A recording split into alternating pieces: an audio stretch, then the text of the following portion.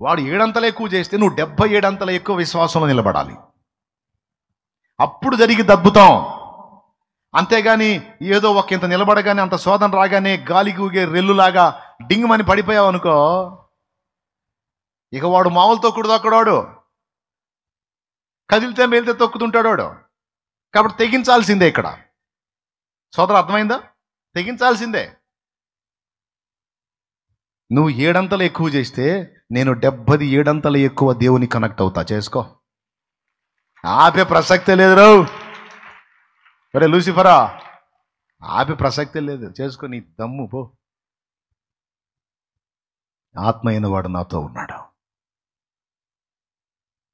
నా దేవుని సెలవు లేకుండా విస్తారమైన ఈ వెంట్రుకల్లో ఒక్క వెంట్రుక కూడా నువ్వు పెకలించలేవు.